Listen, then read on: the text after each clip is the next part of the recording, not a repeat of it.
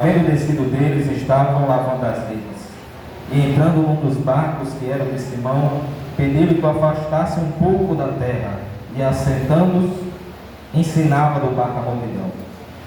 E quando acabou de falar, disse a Simão: faze-te ao mar alto e lançai as vossas redes para pescar. E respondendo Simão, disse-lhe: mestre, havendo trabalhado toda a noite, nada apanhamos, mas, porque mandas, lançarei a rede. E fazendo assim, colheram uma grande quantidade de peixes, e rompia-lhes a rede. E fizeram um sinal aos companheiros que estavam no outro barco, para que fossem ajudar, e foram, e encheram ambos os barcos de maneira tal que quase iam a pique. E vendo isso, Simão Pedro postou-se aos pés de Jesus, dizendo: Senhor, ausenta-te de mim, porque sou um homem pecador. Pois que o espanto se apoderara dele e de todos os que com ele estavam, por causa da peça que haviam feito, e de igual modo também Tiago e João, filho de Zebedeu, que eram companheiros de Simão. E disse Jesus a Simão: não temas, que agora em diante serás pescadores de homens. E, levando os barcos para a terra, deixaram tudo e o seguiram. Amém? Feche os seus olhos em nome de Jesus. Senhor, nosso Deus, nosso Pai, nesse momento, nós convidamos o Senhor a falar conosco mais uma vez, Senhor. Já falastes através dos louvores, através dos irmãos que passaram aqui. Agora fala conosco através da Tua Palavra. É isso que nós te pedimos. Abra os nossos corações. Amém. Meus queridos e amados irmãos, aqui é um texto que é muito mesmo conhecido por todos vocês. Fala-se sobre a pesca maravilhosa. Primeira vez que os discípulos viram o milagre operado por Jesus. E aqui, irmãos, é a primeira vez que Jesus também se encontra com Pedro, discípulo a quem Jesus mais usou através da igreja. Dos tempos que passaram, Pedro foi levantado por Cristo para liderar a igreja. E Pedro era um homem que Jesus usou para falar às pessoas, e até mesmo no dia de Atos dos Apóstolos, no capítulo 2, na descida do Espírito Santo, era Pedro quem pregava. Jesus utilizou a Simão Pedro, assim como utilizou a João, a Tiago, e todos eles foram homens fiéis a Deus. E Jesus ainda procura pessoas que são fiéis a Ele para usar. E o texto de Lucas 5, a partir do versículo 1, ele começa dizendo assim: e aconteceu que, apertando a multidão, ou seja, toda vez que Jesus andava, Jesus era rodeado de pessoas. Sempre uma multidão seguia Jesus. Se você for para a passagem do paralítico, onde Jesus ensinava dentro de uma casa, alguns amigos resolveram levar o paralítico até Jesus. Mas quando eles olharam para a porta, estava lotado de gente. Ou seja, a multidão já estava lá para ouvir a Jesus. Eles tiveram a ideia de levar ele por cima, pelo telhado. Eles destelharam e começaram a descer o paralítico até onde Jesus estava ensinando. Descendo o paralítico até Jesus, Jesus olha para o paralítico e diz assim: os teus pecados estão perdoados. O que é interessante é o que Jesus diz primeiro. Por que ele diz os teus pecados estão perdoados? Ora, o que o paralítico queria era andar. Era pela primeira vez começar a andar. Mas Jesus olha para ele e diz: os teus pecados estão perdoados. Jesus, antes de curar o homem fisicamente, ele curou o homem espiritualmente. Ele viu as feridas dele que estavam além do que os médicos poderiam ver. Jesus não olha para o exterior e vê a aparência do homem. Ele olhou para dentro daquele homem e viu as feridas na alma dele. E agora diz: os teus pecados estão perdoados. As feridas da tua alma são saradas agora. E aí sim ele diz para o homem: agora levante-se, pega o teu leito e anda. Agora o interessante é que todos que estavam rodeados de Jesus, vendo que Jesus era capaz de fazer, até mesmo os discípulos. Aí quem estava rodeado, aqueles escribas, fariseus que ficavam sempre procurando brecha para ver se aprisionavam a Jesus, disseram assim: por que esse homem está cometendo blasfêmia? Porque só quem pode perdoar pecados é Deus. E Jesus parece que estava escutando as conversas que Jesus olha para o paralítico e diz: para que vocês vejam que o Filho do Homem não tem poder apenas para perdoar pecados. Ele olha para o paralítico e diz: agora tu levanta, pega o teu leito e comece a andar agora. Porque Jesus não cura apenas o espiritual, mas até o físico. Jesus é capaz de curar. E aquele homem pegou o leito e foi andando, feliz da vida. Agora, por que foi que Jesus disse: pega o leito, se ele agora pode andar? Por que Jesus disse: pega o teu leito e carrega contigo, se ele nem vai mais precisar dela, já anda? Era para ele lembrar de que ele já não é mais paralítico, mas que ele era. Ele foi paralítico. Quando ele olhar para aquele leito, ele vai dizer assim: eu era paralítico, mas um dia Jesus me encontrou e agora eu consigo andar. Que é a lembrança do que Jesus fez na minha vida. E a multidão continuava seguindo a Jesus, mesmo depois desse milagre. A fama de Jesus se espalhava. E aí mais pessoas vinham para seguir a Jesus. Quando receberam a notícia de que Jesus já vinha para Jericó, aí um cego, que não conseguia ver, claro, é cego, mas ele só escutou: Jesus está passando. E aí ele decidiu: eu preciso ir lá, eu preciso chegar perto de Jesus. Ele apenas ouviu falar, mas tem gente que até vendo não acreditou que Jesus era o Filho de Deus. Mas aquele homem, a fé dele já tinha curado ele de longe. Jesus passava por aquele lugar, e quando Jesus passava, ele gritava: Jesus, Filho de Davi, tem misericórdia de mim. Jesus, Filho de Davi, tem misericórdia de mim. Aí o povo começou a dizer assim: fique calado, fale mais baixo, está chamando muita atenção, o povo está olhando para nós. Mas quanto mais o povo dizia: fique calado, fale mais baixo, mais aquele homem dizia: Jesus, Filho de Davi, tem misericórdia de mim. Ei, não se preocupe com o que os outros vão falar de você. Não se preocupe com o que os outros pensam de você. Só se importe com uma coisa: é Jesus quem é capaz de resolver o seu problema. É Jesus quem é capaz de sanar. É Jesus quem é capaz de batizar. É Jesus quem pode fazer por você. E aquele homem clamava mais alto, até que Jesus escutou uma voz. Nem Jesus viu o homem onde é que ele estava. Ele só escutou uma voz dizendo assim: Jesus. Ei, Jesus escutou quando você chamou por ele. Jesus ouviu a sua voz quando você clamou por Jesus. Ele escutou que alguém chamava o seu nome e parou e disse: alguém está me chamando. Alguém está me chamando. E quando ele parou, parece que o caminho se abriu. E ele viu. Ele viu aquele cego. E ele perguntou: o que queres que eu te faça? Jesus está perguntando nesta noite para você: o que é que você quer que eu faça? Eu posso fazer o que ninguém pode fazer por você. O que é que você quer que eu faça? O que é que você está precisando? Porque aquele homem não é só que ele queria, ele precisava. Ele precisava ver. Aleluia, Deus. E aquele homem disse: eu quero apenas ver. Ele poderia ter pedido: eu quero agora, Senhor, uma casa para me morar. Porque aquele homem não tinha praticamente nada. Eu quero apenas uma casa, eu quero alimento para minha casa. Mas ele só pediu uma coisa: eu só quero enxergar. E agora eu quero ver quem é que vai curar a mim. Visão espiritual. A gente precisa para nós hoje visão espiritual para ver as coisas que Deus está fazendo. Aquele homem só queria ver. Ele disse: eu só quero enxergar, eu quero ver. E Jesus olhou para ele e disse: então veja. Milagre com Jesus não é para depois, não é para amanhã, não. Milagre de Jesus é para hoje, é para agora. Jesus faz batizar agora, se Ele quiser. Elias disse assim: Deus de Abraão, de Isaac e de Jacó, manifesta-se hoje que o Senhor é Deus em Israel. Não é amanhã que eu quero que o Senhor manifeste, não. Manifesta-se hoje, hoje, hoje. Hoje vai descer fogo do céu.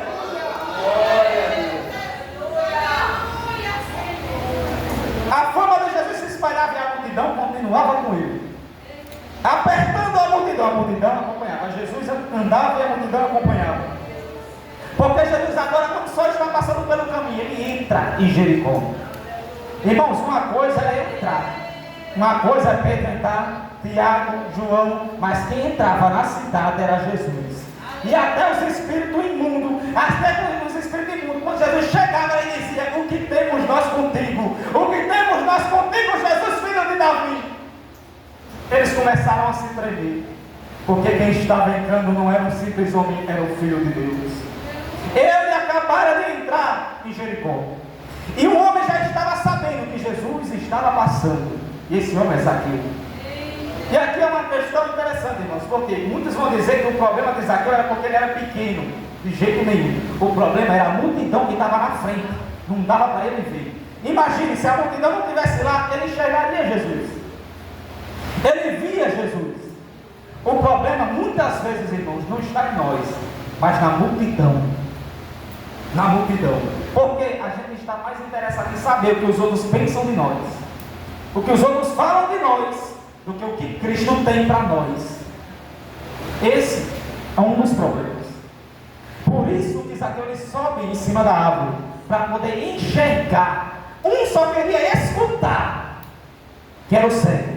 O outro só queria ver. Ele olhou para ele no meio da multidão. Nem dava para ver Jesus, mas parece que Jesus já sabia onde é que Zaqueu estava. Jesus, assim que ele entra em Jericó, já olha para cima da árvore e diz: Zaqueu, desce depressa, porque hoje me convém pousar na sua casa. Não é amanhã que eu quero salvar a tua casa, Zaqueu. É hoje, Zaqueu, é hoje, Zaqueu. O que eu tenho para a sua vida, Zaqueu, é para hoje. Hoje me convém pousar na sua casa, hoje. Aleluia. Jesus quer visitar a sua casa hoje. Jesus sabe como está a sua casa hoje.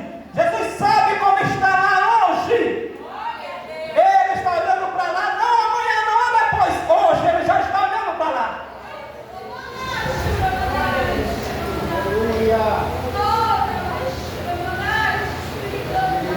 Zaqueu, desce depressa. Jesus tem pressa, viu?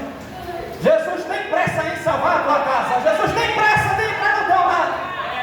Ele tem pressa de resolver o que tem que ser feito, de limpar a casa.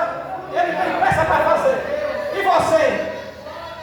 Ora, se Zaqueu não tivesse descido da árvore, o milagre não teria chegado. Depende de você tomar uma atitude. Começa a descer, começa a descer, começa a descer. E quando você desce, Jesus vai operando agora.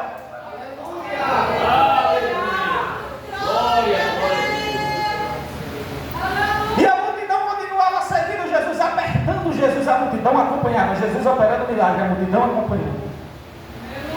E quando a multidão já estava apertando a Jesus, Jesus andando. E aí de repente uma mulher aparece com fluxo de sangue, e essa doença é tão terrível que pega até com vento, soprando pegava em alguém. E é interessante, irmãos, que essa mulher não poderia chegar perto de ninguém. A pergunta é: como foi que ela chegou até Jesus e tocou na orla da veste? A resposta é simples. Quando a multidão viu que aquela mulher estava chegando, eles disseram assim: lá vem ela, ninguém toca nela, ninguém toca nela, sai a partir dela. De repente o caminho começou a se abrir, foi um para a direita, um para a esquerda, um para a direita, um para a esquerda. De repente o caminho começou a se abrir, e ela chegou, Jesus começou a andar, e chegou perto de Jesus. Ei, talvez o problema seja a multidão que esteja impedindo você de passar, mas Jesus abre até um caminho para você chegar até ele. Ela só precisava de uma coisa: chegar perto de Jesus e tocar na orla. Naquele dia, aquela mulher que tinha passado 12 anos com aquela doença, mas houve um milagre. O milagre chegou na vida dela. No mesmo dia que ela procurou saber quem era Jesus, o milagre chegou. Sabe por quê? Jesus tem pressa em resolver milagre.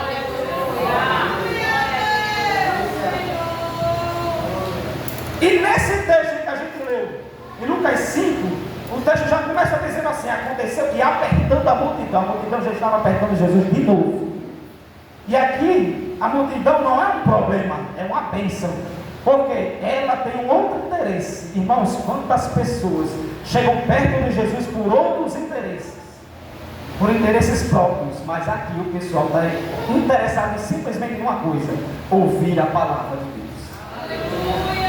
É difícil hoje alguém querer escutar a palavra, quer movimento, quer chega, quer vai, quer roda, mas poucos são os que querem ouvir a palavra. E quando tem palavra, tem milagre. Porque aqui nesse texto há um grande milagre, mas depois da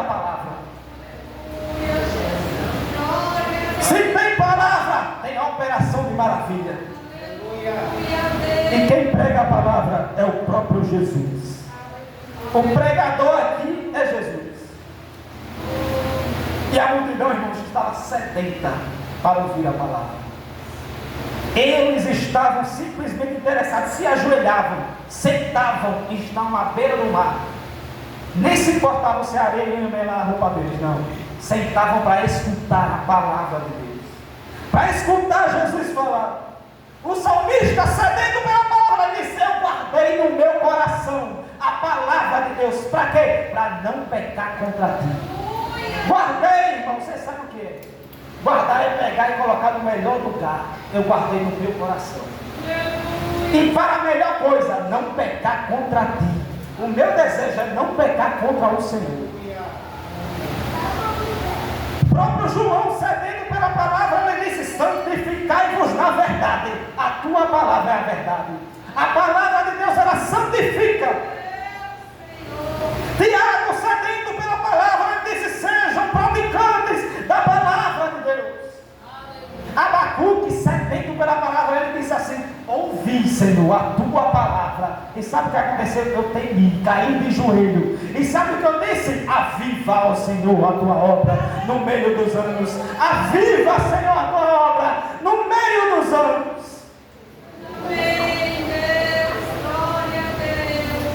Nós temos que parar mais para ouvir a palavra, porque a palavra vai nos santificar, a palavra vai nos fortalecer. Foi por isso que João disse: jovens, vocês são fortes por uma razão, por um motivo. É a palavra de Deus que está dentro de vocês.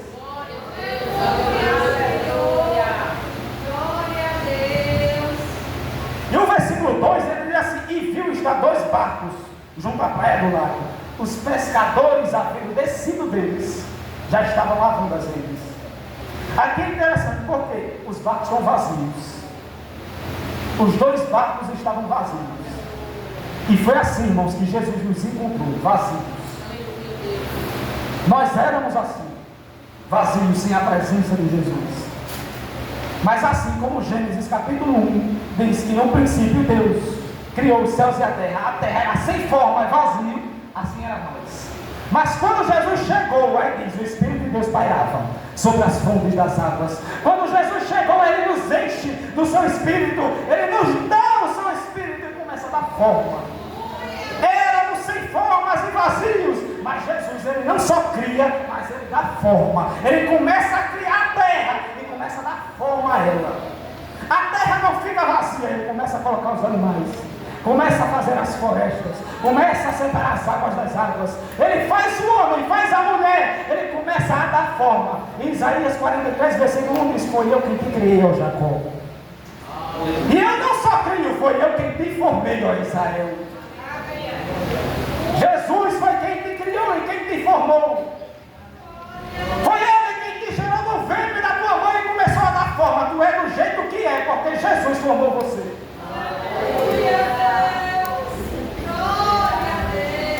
Tinha 2 barcos, mas Jesus resolve entrar em um. Jesus resolve entrar logo em um. E é o de Simão. Irmãos, a questão é: por que o de Simão se tinha outro barco? A questão é: por que a nossa vida? Por que Jesus escolheu você? Por que Jesus escolheu a tua casa? Tinha pessoas que pregam melhor do que você. Tinha pessoas que cantam melhor do que você. Tem pessoas que regem melhor do que você. Tem pessoas que dirigem melhor do que você. Mas Jesus escolheu você. Ele olhou para as pessoas dentro da sua casa e disse: eu escolho você. Tem pessoa melhor, mas eu escolhi você. Tem cantor melhor, mas eu escolhi você.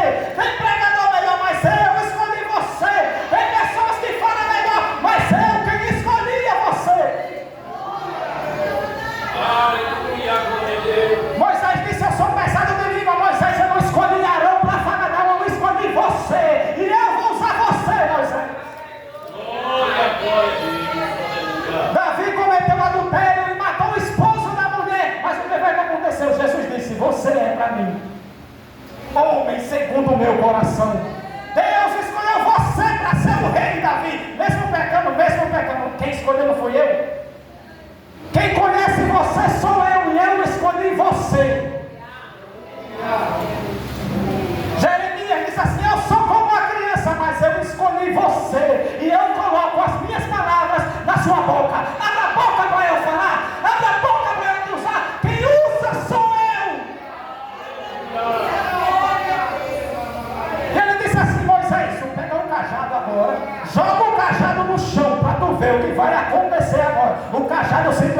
transformou em serpente. Agora ele diz assim: Moisés, pega o cajado na mão novamente, e o cajado volta a ser transformado em cajado.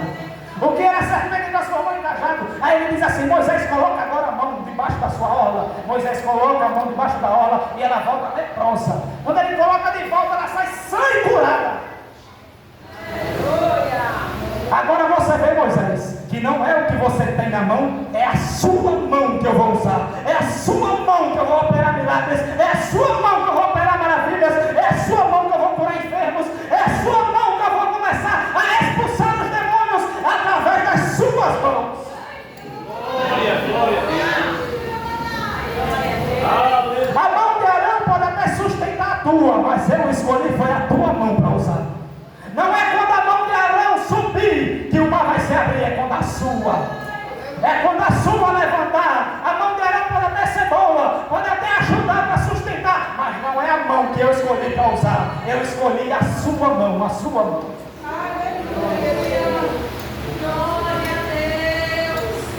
E Jesus agora fala diretamente para Simão Pedro. Quando ele entra no barco de Pedro, ele diz assim: Pedro, empurra o barco mais para o fundo. O que Jesus tem para você não está no raso, está no fundo, está na intimidade maior de Deus, está mais perto dele, tendo mais intimidade com ele. Ele tem algo mais profundo na sua vida. Vá mais fundo, vá mais perto de Jesus. Como já tinha um velho jargão, dizia assim: quanto mais perto de Deus, mais longe do pecado. Mas quanto mais longe de Deus, mais perto do pecado. Esse é um jargão muito popular, que é dito no meio cristão, e é uma verdade que Jesus já ensinava. Chegue mais perto, chegue mais perto. O meu nível de intimidade precisa aumentar. E Jesus disse para Pedro: lançai as vossas redes. Aqui, irmão, um desafio, porque Pedro e os discípulos, outros discípulos, que eram João, Tiago e André, seu irmão, já tinham pescado a noite inteira. A noite inteira. E o que foi que aconteceu? Não pescaram nada. Foi um fracasso a pesca. Já estava todo mundo lavando a rede para ir embora, e o saldo naquele dia estava zerado. Ia sem caixa, ia sem peixe, não tinha janta porque o peixe está zerado. O estoque tinha acabado, mas agora está zerado. Mas debaixo da autoridade de Jesus. Quando Jesus disse: Pedro, jogue agora a rede, parece que até os peixes já estavam escutando a voz de Jesus e começaram a se aproximar dos peixes. De repente, quando Pedro jogou a rede, um cardume de peixe ia passando e começou a pular para dentro da rede. Começaram a se jogar para dentro da rede, de repente começou a encher, rasgou a rede. Então disseram: traga outro barco, porque esse não vai aguentar. Parece que o barco já estava afundando. Trouxeram outro barco e o peixe começou a jogar, começou a pular para o outro barco, começou a encher, e de repente eles reconheceram que quem falava com eles não era um simples homem, mas era o Filho de Deus.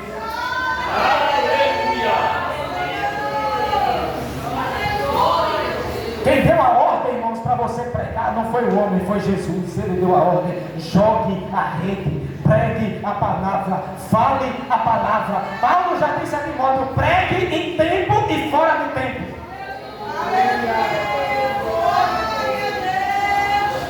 Agora, olha a situação que Pedro estava. Pedro estava cansado. O texto diz assim: tendo trabalhado toda a noite. Irmãos, deu um trabalho danado. Os pescadores tentaram toda noite, toda madrugada, e nada conseguiram.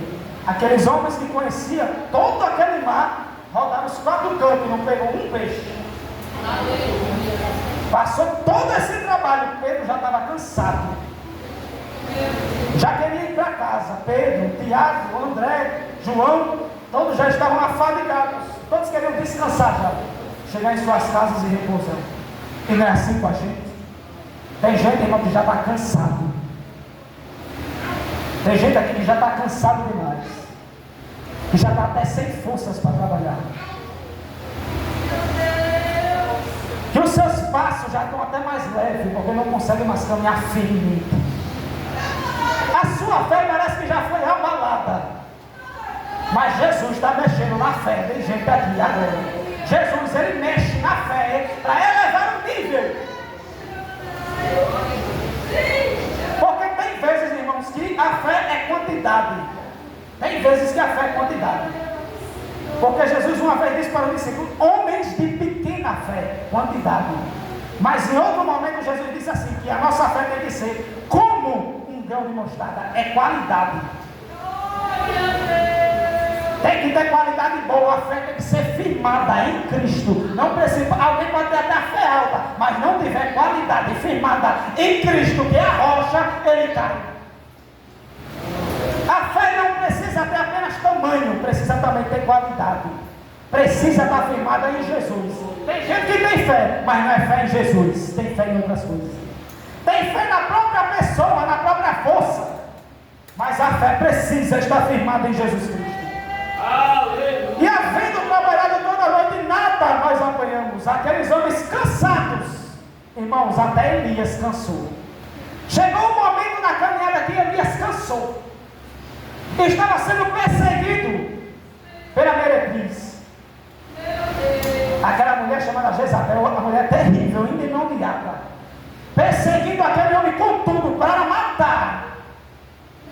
E é muito paralelo a de João Batista, porque a mulher de Herodes também era desse jeito e conseguiu decapitar a cabeça de João Batista. Isso foi servida num prato, a cabeça de João Batista. Do mesmo jeito Elias, mas Elias não teve a cabeça decapitada. Deus olhou para Elias quando Elias estava no deserto. Elias cansado, já sem saída no meio de um deserto. Num deserto chamado de Berseba, um dos piores desertos que tinha na época. Era um deserto que parecia não ter fim. E tem gente passando por deserto de Berseba, que parece que não tem fim. Parece que ele não vai acabar mais. Elias chegou nesse deserto. E sabe o que Elias fez? Sentou debaixo de um arbusto e disse: Senhor, eu não consigo mais viver. Elias pediu para morrer no deserto. Mas o que Jesus tinha para ele não era um ponto final. O que Jesus tinha na vida de Elias era apenas uma vírgula. Eu vou continuar escrevendo. Tu não vai parar agora, tu não vai desistir agora. O propósito que eu tenho na tua vida não é para acabar agora. Vai continuar. Aquilo que você achava que era o fim, vai ter continuação. Jesus está escrevendo, colocando vírgula, colocando vírgula, colocando vírgula. O ponto está sendo adiado. Os discípulos acharam que já teria sido o fim. Não tinha peixe naquele dia, mas de repente Jesus disse: é apenas o início. Vai ter peixe hoje, vai ter peixe para amanhã, vai ter peixe para segunda, para terça, para quarta. Tem peixe para toda a tua família hoje.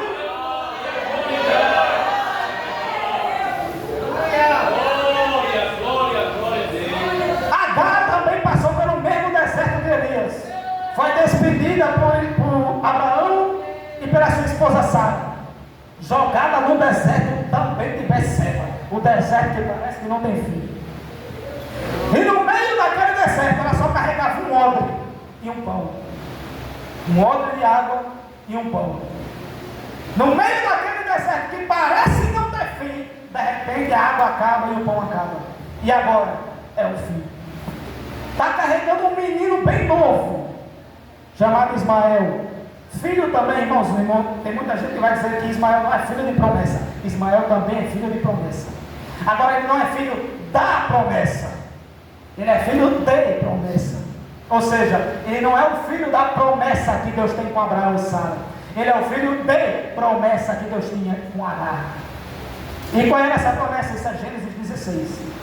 Deus fala, um anjo, aliás, Deus manda um anjo falar com Agar, dizendo que o menino teria uma descendência também numerosa.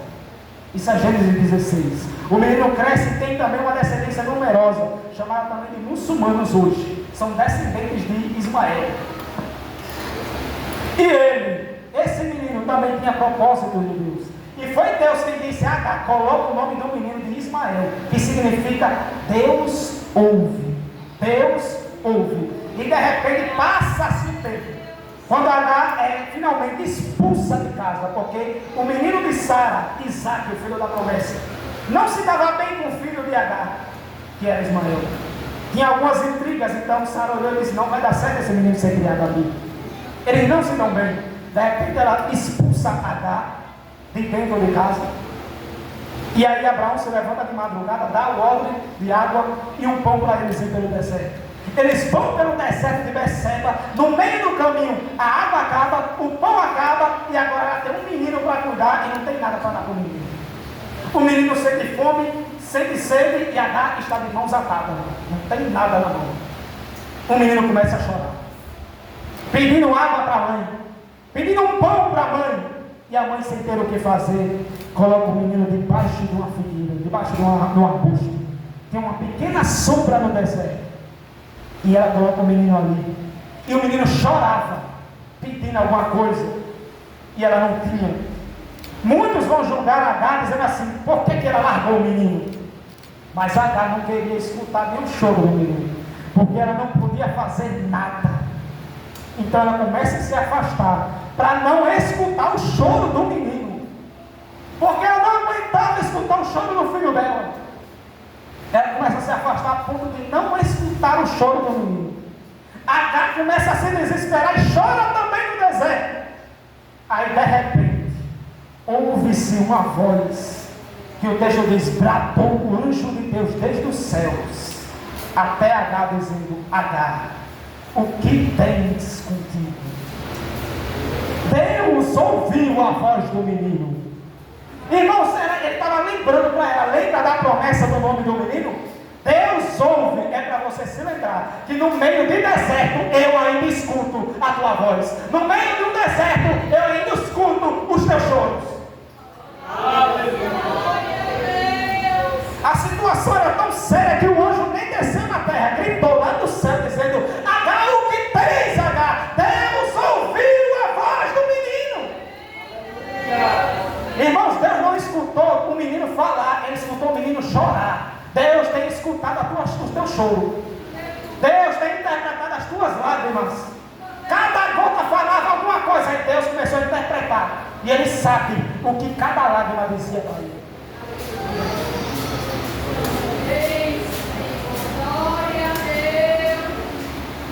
Agar também já estava cansada no deserto, prestes a morrer de fome e de sede, junto com o seu filho. Mas chegou o socorro de Deus. Quando Deus abriu os olhos espirituais de Agar, ela viu de repente um poço de água no deserto. Deus está aparecendo, está fazendo aparecer agora. Coisas acontecerem agora, mesmo que você não esteja vendo.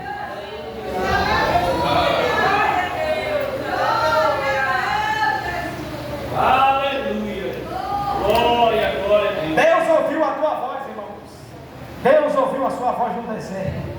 Quando ninguém escutava no deserto que tu passou sozinho, Deus escutou a sua voz. Aleluia, Deus, glória a Deus. E os discípulos então passaram a noite toda trabalhando e já cansados, mas de repente Jesus disse para Pedro: joga a rede. E um milagre aconteceu. O que estava zerado agora tem tanto que sobra. Agora não dava para passar, porque não dava para passar nem um dia, passa mais de semana. Tem peixe para toda a família. A tua bênção é tão grande, irmãos, que Deus faz na tua vida, que você vai ter que compartilhar. Chama outro barco aí, chama outro barco aí. Você vai dizer: chama alguém aí, porque a bênção está grande demais. Vai passar tempestades, vai passar deserto, mas tem milagre de Deus para a sua vida. Glória a Deus. Aleluia. Aleluia. Porque, irmãos, quando os recursos humanos acabam, aí vem o agir de Deus. Quando as nossas mãos não conseguem mais operar, mas aí vem a mão de Deus sobre a sua vida. Quando você não consegue mais fazer, aí Deus fala: deixe que eu vou lutar com você. Deixe que eu vou pelejar por você. Não consegue mais lutar, mas eu pelejarei por você. Aleluia. De repente, Simão Pedro, quando viu esse milagre acontecer, ele não se aguenta de pé. Ele se joga nos pés de Jesus e disse: ausenta-te de mim. Ele reconhece quem ele é. Ele reconhece que ele é pescador e está sujo. E ele reconhece que Jesus é santo e está limpo. Irmãos, aqui, quando Pedro diz, ausenta-te de mim, se afaste, não chegue perto de mim. Eu sou pescador, minha roupa fede, o meu barco fede, e vai sujar suas roupas. Jesus é santo, é limpo. E parece que quanto mais Pedro dizia, afasta-se, Jesus mais se aproximava. Jesus mais chegava perto dele. Era como se Jesus estivesse dizendo assim: não importa o que você fez, não importa os seus pecados, não importa os erros que você cometeu, eu me aproximo de você para lhe abraçar. Não importa quando vai sujar a minha roupa, eu quero abraçar você. Porque, irmãos, tudo com Jesus é diferente. Parábola do bom samaritano. Vai passando o sacerdote, viu o homem caído na beira da estrada, não ajudou, passou por longe. Passou também o levita pelo mesmo caminho, ajudou não, passou longe. Porque a lei de Moisés dizia assim: se encostar, tocar num cadáver, você está impuro. Você se torna impuro se tocar num morto. É por isso que eles obedeceram a lei. Se tocasse num cadáver, ele estava impuro. Eles queriam obedecer a lei, passou por longe, para nem tocar. Qual foi o erro deles? Nem pararam para ver se ele estava realmente morto. Porque o texto diz que ele estava meio morto, ou seja, estava morrendo, precisando de socorro, e ninguém chegou para ajudar. Mas de repente, um samaritano, que ninguém dava nada por ele, passou, se ajoelhou, atou as feridas dele, sarou as feridas, enxugou, levou para a hospedaria, chegou lá e disse: o que esse homem gastar, quando eu voltar, vou pagar tudo. Esse homem é Jesus de Nazaré. Foi ele que chegou nas nossas feridas, atou as nossas feridas, sarou as nossas feridas, levou para a hospedaria para nos cuidar, que é a casa dele. Aqui é a casa de ser tratada, aqui é tratada a alma. Jesus começou a cuidar da nossa alma. Jesus é esse homem. Agora, aqui é um detalhe. Por quê? Então Jesus descumpriu a lei, porque tocou no cadáver. Irmão, com Jesus é diferente. Quando Jesus toca no impuro, não é Jesus que fica impuro, é o impuro que se torna puro. É aquele que está sujo que fica limpo. Quando Jesus chega numa casa que está bagunçada, a casa fica organizada. Quando Jesus chega numa casa suja, a casa fica limpo. Com Jesus é diferente. Ele é santo, mas quando ele chega, a santidade contagia. Ele não pode ficar impuro, mas o impuro vai se tornar puro com o toque de Jesus. Quando Jesus chegou na sogra de Pedro, que estava enferma numa cama, ela estava enferma até Jesus chegar. Porque quando Jesus chega, toca nela, ela está sã e curada.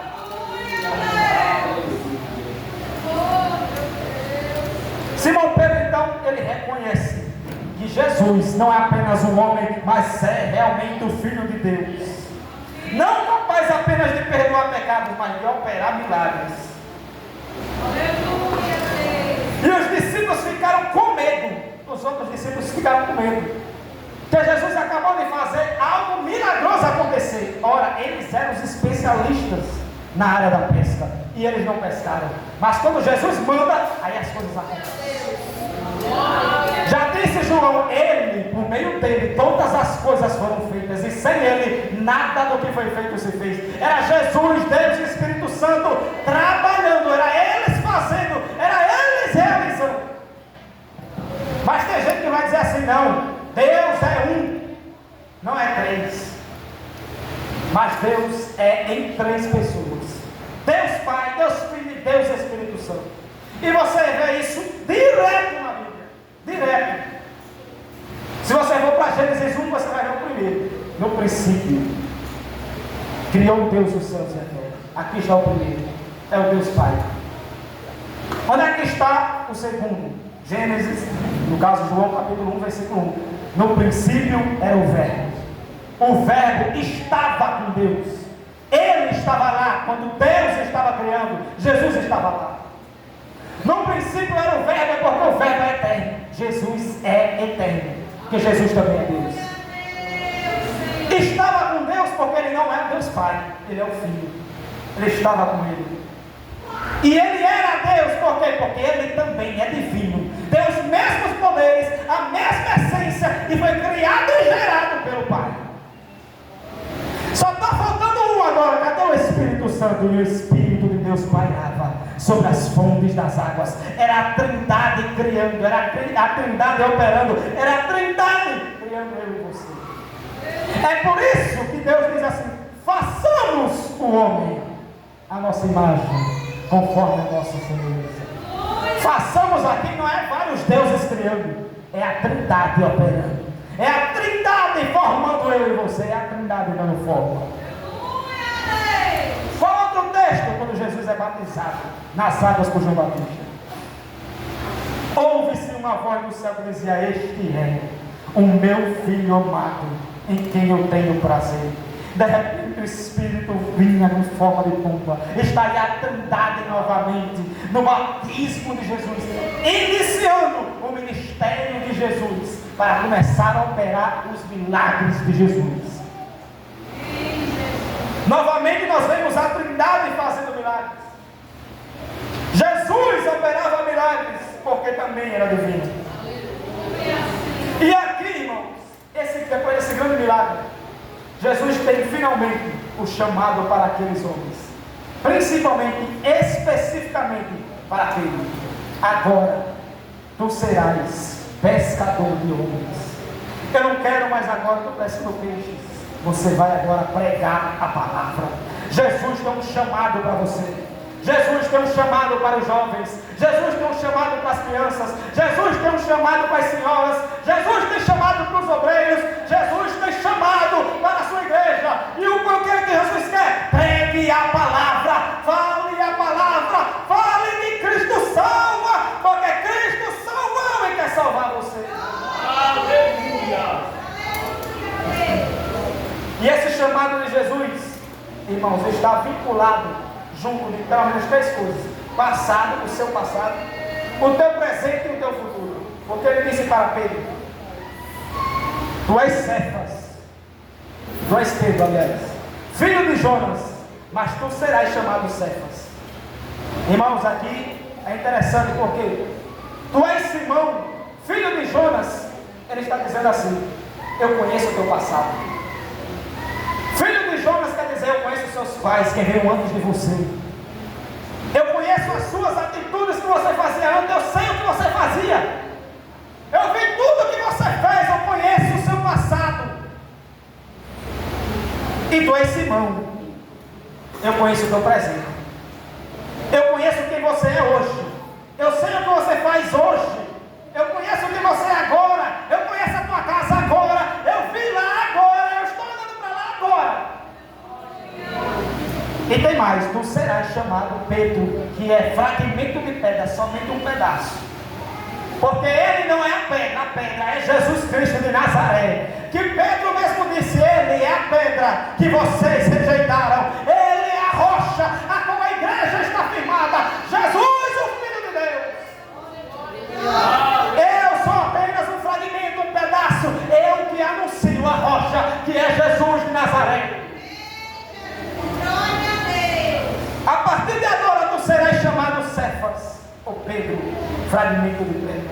Sabe o que ele está dizendo? Eu sei do teu futuro. E tem mais: eu estou cuidando do seu futuro. Eu estou preparando um caminho para você. Eu estou preparando a faculdade que você tanto queria. Eu já estou preparando. Aleluia! Talvez você não esteja enxergando, mas Jesus já está fazendo algo por você agora. Porque Jesus tem pressa para fazer. Ele está mudando o teu futuro. Pessoas já têm falado que o teu futuro vai dar errado, mas Jesus já está trabalhando agora para dar certo. Nós estamos em campanha de oração lá na sede, que é justamente Isaías 43, 19, que fala justamente sobre o agora de Deus. A coisa nova que Deus tem para fazer. Deus tem coisa nova para nós.